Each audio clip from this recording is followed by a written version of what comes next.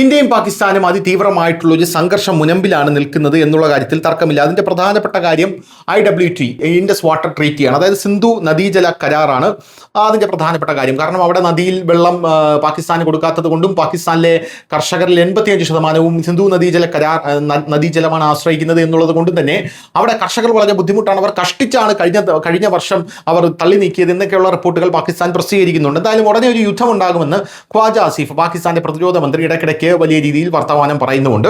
എന്തായാലും ഇപ്പോൾ പാകിസ്ഥാൻ അതിർത്തിയിൽ വലിയ പ്രവർത്തനങ്ങൾ തുടങ്ങിയിരിക്കുന്നു എന്നുള്ള റിപ്പോർട്ടുകളാണ് പുറത്തു വരുന്നത്. അതിതീവ്രമായിട്ടുള്ള പെട്രോളിംഗ് ആണ് പാകിസ്ഥാൻ നടത്തുന്നത് എന്നുള്ളതാണ് നമുക്ക് മനസ്സിലാക്കാൻ സാധിക്കുന്നത്. ഇത് നമുക്ക് മനസ്സിലാക്കിയത് വ്യോമസേനയുടെ തേജസ് എന്ന് പറയുന്ന യുദ്ധവിമാനങ്ങളാണ് ഈ കാര്യം കണ്ടെത്തിയത് എന്നാണ് മനസ്സിലാക്കാൻ സാധിക്കുന്നത്.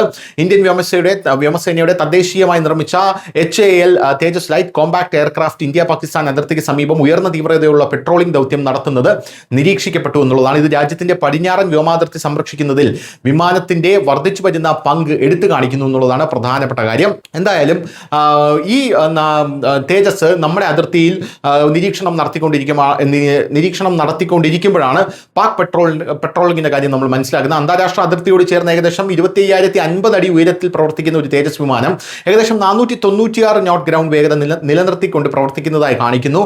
പൊതുജനങ്ങൾക്ക് ദൃശ്യമാകുന്ന ഒരു കോൺസൈൻ ഇല്ലാതെയാണ് വിമാനം ലിസ്റ്റ് ചെയ്തിരിക്കുന്നത്. ഇത് സാധാരണയായി പ്രവർത്തന സുരക്ഷയ്ക്ക് മുൻഗണന നൽകുന്ന സൈനിക പ്രവർത്തനങ്ങളുമായി ബന്ധപ്പെട്ട ഒരു രീതിയാണ് എന്നുള്ളതാണ് മറ്റൊരു പ്രധാനപ്പെട്ട കാര്യം.